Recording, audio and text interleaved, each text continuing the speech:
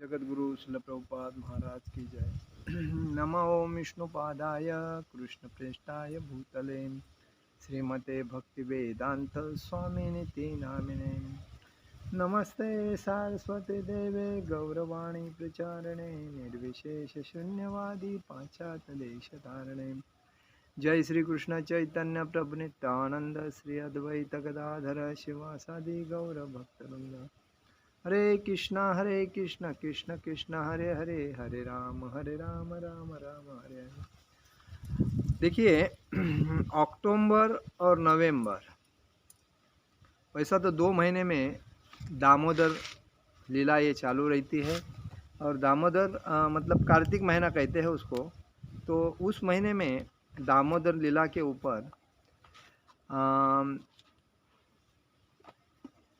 दामोदर लीला के ऊपर ही चर्चा चलती है और उसे दामोदर लीला अष्टकम कहते हैं, जो उस महीने में गाया जाता है। उसमें भगवान की लीलाएं क्या थी उसके ऊपर हम लोग चर्चा करेंगे। जैसे कि भगवान बाल अवस्था में जब उन्होंने यशोदा माता के मतलब मक्खन चुराया था, तभी यशोदा माता ने भगवान को रस्सी से उखल को बांधा था। तो उसके बाद में उखल को बांधने के बाद वो दामोदर, दाम का अर्थ क्या है बराबर, रस्सी, और उदर का मतलब क्या है, दाम उदर, दामोदर ऐसा जो कहा जाता है। तो उसी के ऊपर आज हम लोग चर्चा कर रहे थे।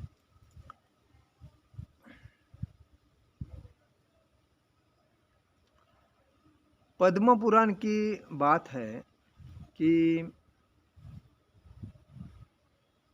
कार्तिक महीने में भगवान कृष्ण की पूजा दामोदर के रूप में की जाती है। दामोदर रूप भगवान श्री कृष्ण का बाल्यकाल का सूचक रूप है। जब उनकी माता यशोदा ने उन्हें रस्सी से बांध दिया था, तभी दाम का अर्थ है रस्सी और उदर का अर्थ है पेट। माता यशोदा ने नटखट कृष्ण से तंग आकर उनको उदर के चारों ओर रस्सी से बांध दिया था, इसलिए उनका नाम दामोदर पड़ा। दाम का अर्थ क्या है, रस्सी, और उदर का अर्थ क्या है, पेट। तो दामोदर, ये प्रभु कार्तिक मास में दामोदर से इस तरह प्रार्थना की जाती है, प्रभु आप सबों के स्वामी और समस्त वरों के दाता है। मतलब भगवान ब्रह्मा जी, शिव जी, इनके भी दाता है, क्योंकि भगवान शिव जी जब वरदान देते हैं किसको और फंस जाते हैं, तभी उनको बचाने के लिए भगवान श्री कृष्ण ही आते हैं। भगवान ब्रह्मा जी जब किसी को वरदान देते हैं और वो फंस जाते हैं, तभी भी भगवान श्री कृष्ण ही उनको बचाते हैं विष्णु बल की। तो कहने का मतलब सबके दाता है, और इसीलिए कहा गया है ब्रह्मा तथा शिव के समान अनेक देवता है जो कभी कभी अपने अपने भक्तों को वर देते हैं। उदाहरणार्थ शिव जी ने रावण को वर दिया था और ब्रह्मा जी ने हिरण्यकश्यप को वर दिया था, किंतु ब्रह्मा तथा शिव भी भगवान कृष्ण के वरों पर आश्रित रहते हैं। कृष्ण को समस्त वरों का दाता कहा गया है, भगवान श्री कृष्ण को समस्त वरों का दाता कहा गया है। और भगवान अपने भक्तों के अनेक द्वारा चाही गई कोई भी वस्तु दे सकते हैं। तो भी भक्त यही प्रार्थना करता है, मैं आपसे मुक्ति या मुक्ति लाभ तक किसी भौतिक सुविधा की याचना नहीं करता। मुझे तो आपकी इतनी सी कृपा चाहिए कि मैं सदैव आपके इस दामोदर स्वरूप का चिंतन करता रहूं। देखिए, भगवान सबकी इच्छा तृप्त करते हैं। अभी देखिए, मंदिर में जब आते हैं इतने भक्त, उसमें सभी शुद्ध भक्त नहीं होते। लाखों करोड़ों लोगों में एक शुद्ध भक्त होता है, लेकिन सब इंद्रिय तृप्ति के पीछे पड़े रहते हैं। कोई बिजनेस चलना चाहिए इसके लिए आते हैं, कोई शादी करने का सुंदर पत्नी मिलना चाहिए इसके लिए आते हैं, कोई प्रॉपर्टी का डील अच्छा हो, अच्छी जगह पे प्रॉपर्टी मिलना चाहिए इसके लिए आते हैं, कोई पगार अच्छा बढ़े और नौकरी में पद अच्छा मिले इसके लिए आते हैं, कोई मतलब बैंक से लोन प्राप्त हो इसके लिए आते हैं, कोई बीमारी से मुक्त होना चाहिए इसके लिए आते हैं, और कोई टेंशन से मुक्त, संसार से मुक्त, भौतिक संसार से, इंद्रिय तृप्ति से मुक्त होकर भगवान खाली आप फक्त और फक्त आपकी सेवा एकनिष्ठता से करना है इसके लिए आते हैं।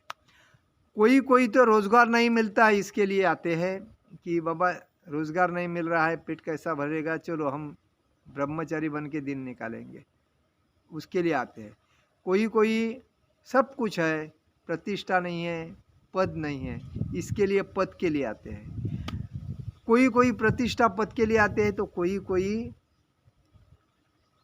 कोई ना प्रतिष्ठा चाहिए, ना पद चाहिए, ना पैसा चाहिए, ना कुछ नहीं चाहिए, खाली भगवान की भक्ति चाहिए, वो भी एकनिष्ठता से जो मिला वो खा के भक्ति करना है, इसके लिए आते हैं। तो ऐसे में भगवान तो सबकी इच्छाएं तृप्त करते हैं, किसी को तो नाराज करते नहीं। और भगवान जब इच्छा तृप्त करते हैं तभी भक्त इच्छा तृप्त होने के बाद भगवान के पास आने के ही बंद हो जाते हैं। बाद में वापिस वो शिव जी के पास जाते हैं। बाद में वह शिव जी का क्या है, शिव जी के ऊपर पानी थोड़ा डाल दिया लिंग के ऊपर तो भी शिव जी प्रसन्न होते हैं। बेल फल या बेल पुष्प अगर उस पत्र उसके ऊपर डाल दिया, पानी डाल दिया तो भी प्रसन्न हो जाते हैं।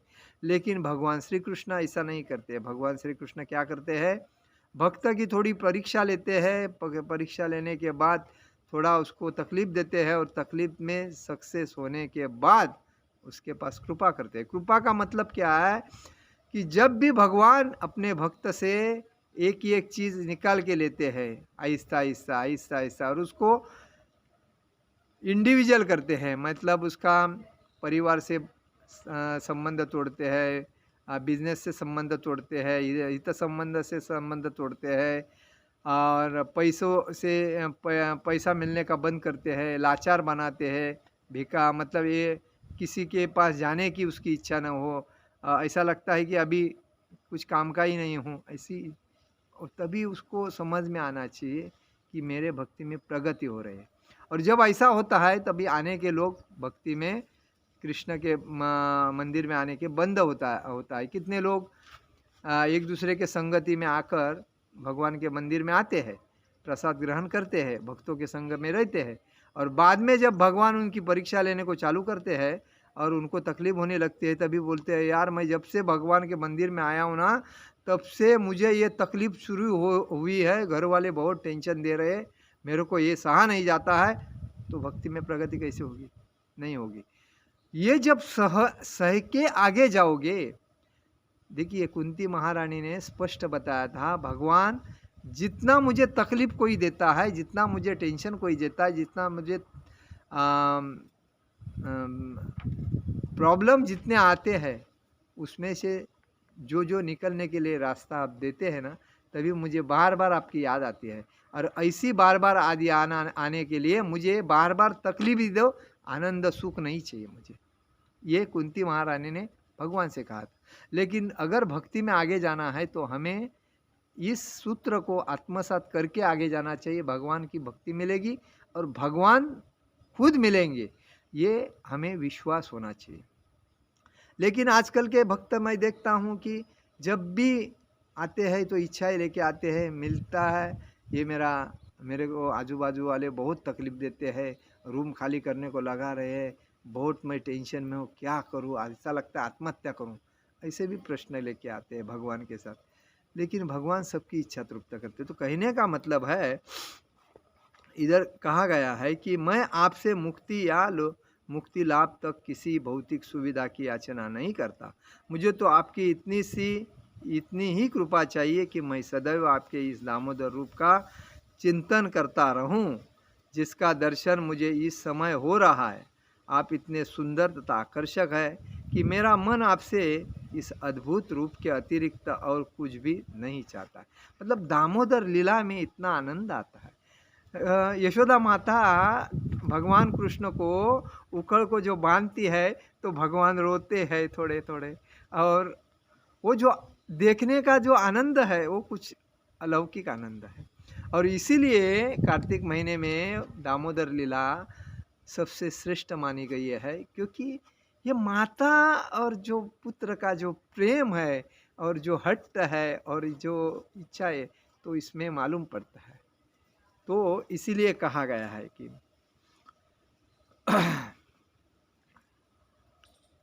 मन आपके इस अद्भुत रूप में अतिरिक्त और कुछ भी नहीं चाहता।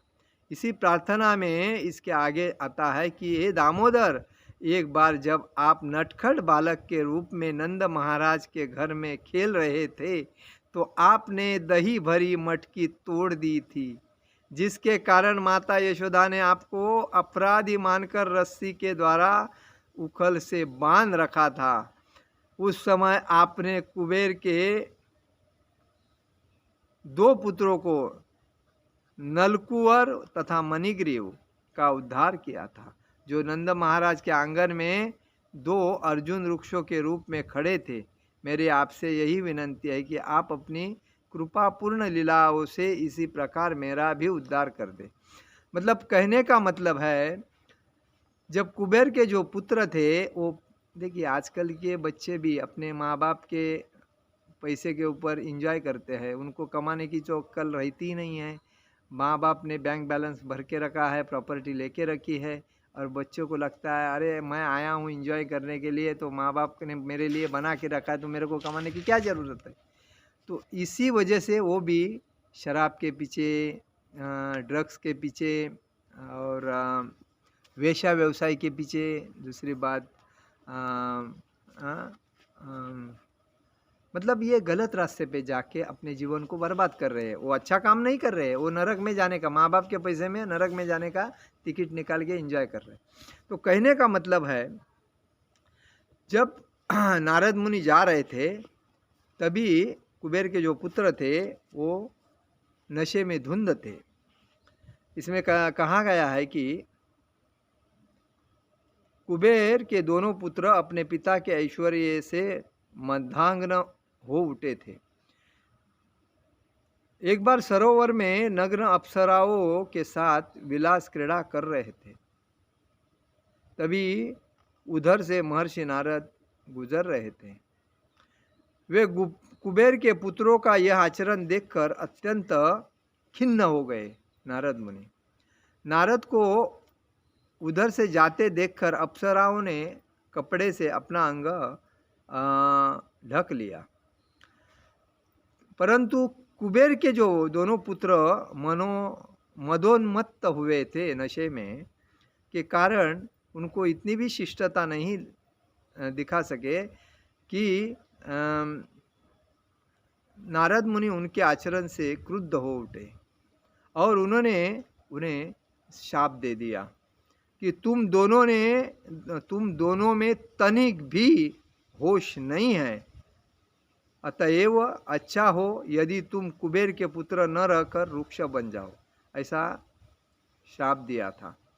यह सुनकर उन दोनों लड़कों का होश आया और उन्होंने श्री नारद जी से अपना अपराध के लिए क्षमा याचना की। तब नारद जी ने कहा कि तुम दोनों अर्जुन वृक्ष बनोगे और नंद महाराज के आंगन में खड़े रहोगे।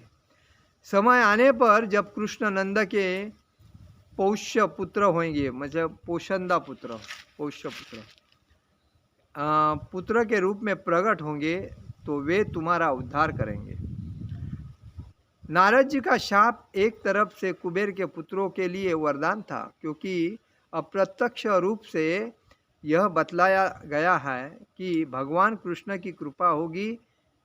इसके बाद कुबेर के दोनों पुत्र नंद महाराज के आंगन में दो विशाल अर्जुन वृक्ष के रूप में तब तक खड़े थे जब तक नारद जी की इच्छा पूर्ति करने के लिए भगवान दामोदर ने अपने शरीर से बंधे उखल से उन दोनों वृक्षों पर जोर से प्रहार करके उन्हें धाराशायी नहीं कर दिया।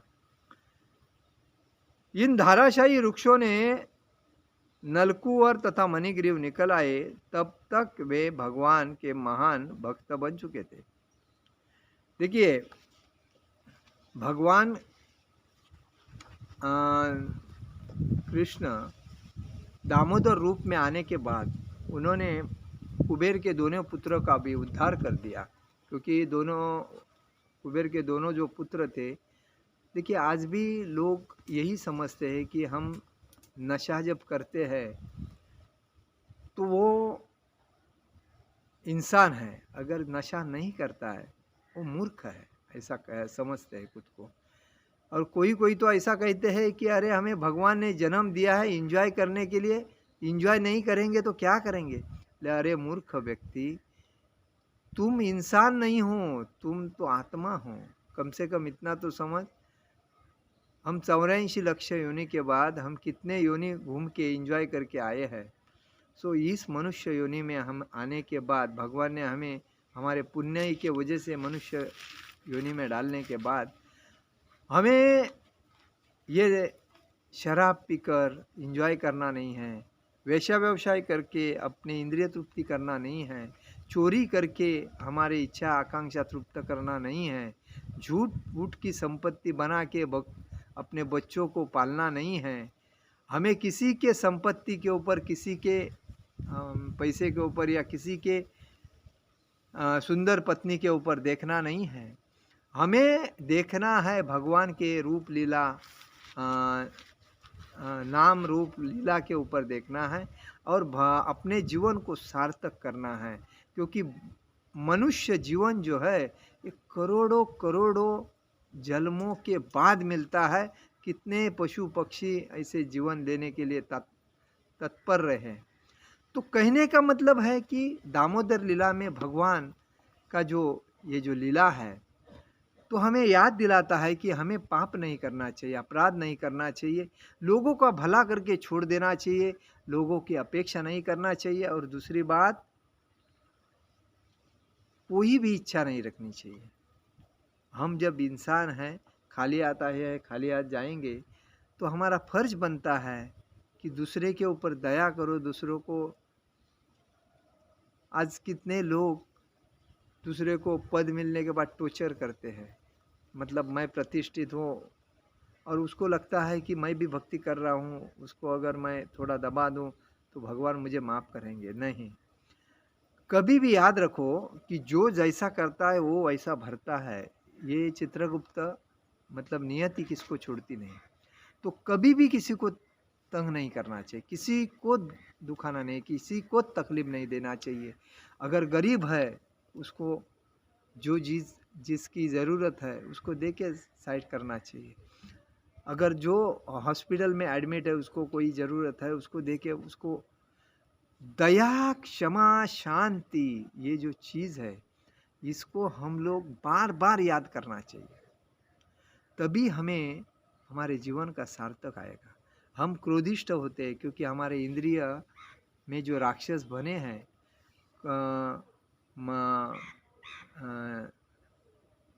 लोभ, मतलब जो राक्षस कौन से है, ईर्ष्या, क्रोध, लोभ, मोह, मत्सर, संशय, अहंकार, ये जो राक्षस है, ये राक्षस हमें जीवन सही ढंग से जीना नहीं देते, क्योंकि अहंकार आदमी का हमेशा नाश करता है। वो संशय से करो, चोरी से करो, या दोस्ती में अहंकार होने से करो, कैसा भी करके नाश करता है।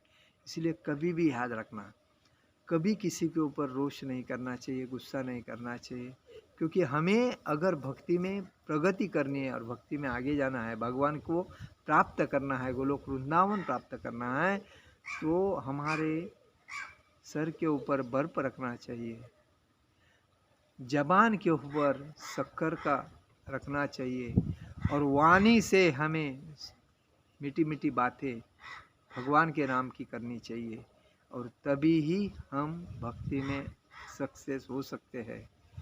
वरना आज जितने भी भक्ति में सक्सेस हुए हैं वो इसी दया क्षमा शांति के सूत्र से ही हुए हैं, अन्यथा नहीं है। इसलिए भगवान से प्रार्थना करते हैं हम कि हमें भगवान की सदैव शुद्ध भक्ति मिले, और मन में कोई किसी के बारे में गलत विचार नहीं आए, और गलत किसी के बारे में बात नहीं करे। फिर भगवान की भक्ति करके हमें आनंद प्राप्त करें। हरे कृष्ण कृष्ण कृष्ण हरे हरे, हरे राम राम राम हरे हरे।